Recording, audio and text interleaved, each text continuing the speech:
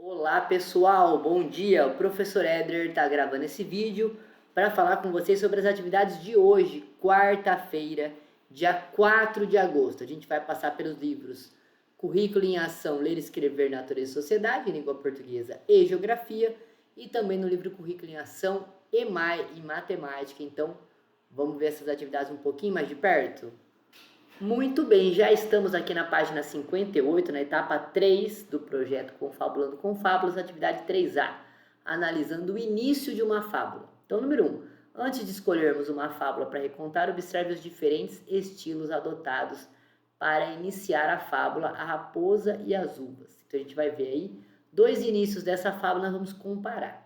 Então, letra A, comentem com os demais colegas em que diversas formas de começar o texto são diferentes ou iguais? E aí, o que elas têm de semelhante e de diferente? A gente vai ler, vai pensar sobre isso.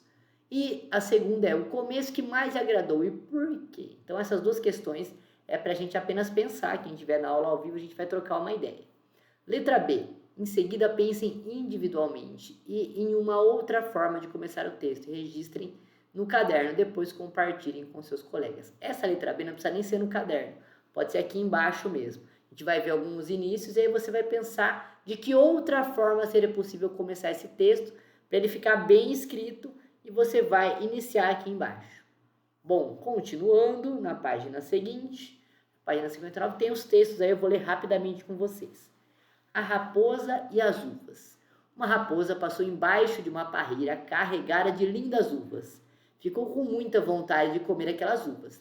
Deu muitos saltos, tentou subir na parreira, mas não conseguiu. Depois de muito tentar, foi-se embora dizendo: eu nem estou ligando para as uvas, elas estão verdes mesmo. Bom, tem aí de onde é que o texto foi retirado.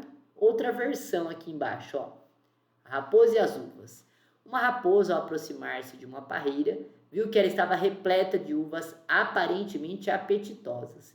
Desejando-as comer, começou a fazer esforços para alcançá-las. Porém, como estivessem as uvas muito altas e a subida fosse muito difícil, a raposa não conseguiu. Disse então: essas uvas devem estar verdes e muito azedas. Não vou colhê-las agora porque não gosto de uvas que não estão maduras. E assim dizendo, se foi.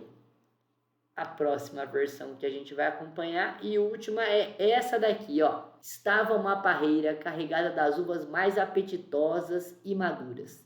Cada cacho fazia vir um favo de mel à boca. Apareceu uma raposa. Como não as cobiçaria? Começou a fazer esforços e diligências para alcançá-las, mas qual? Estavam muito altas. Por fim, vendo perdido o tempo e o trabalho, agora reconheço que estão verdes, disse o animal. Não gosto da fruta assim.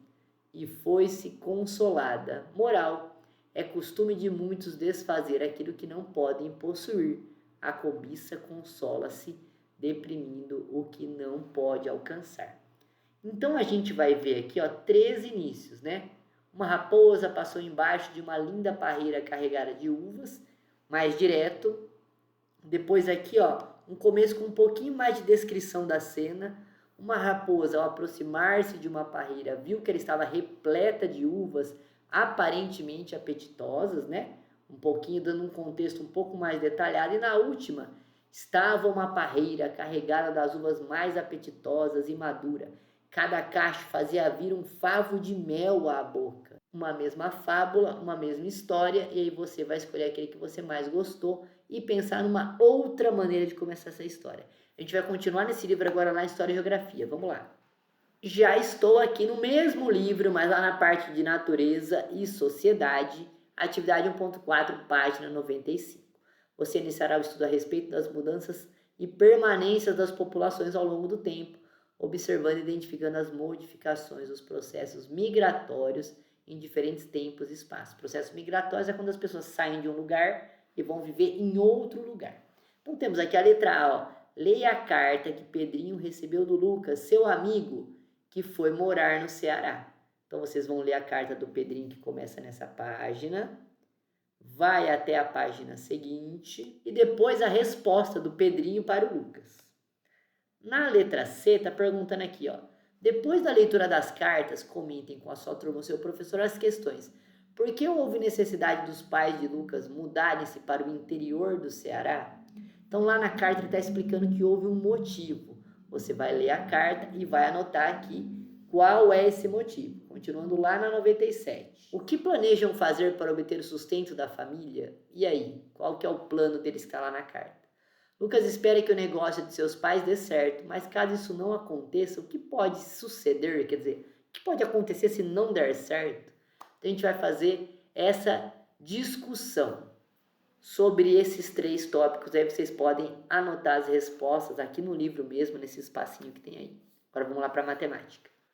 Bom, já estou em matemática, página 57, atividade 8.5. Eduardo tem um conjunto de planificações. Lembra? É quando as figuras estão desenhadas e são os moldes para formar os poliedros. Analise-as e pinte da mesma cor aquelas que, depois de montada, irão formar o mesmo tipo de poliedro.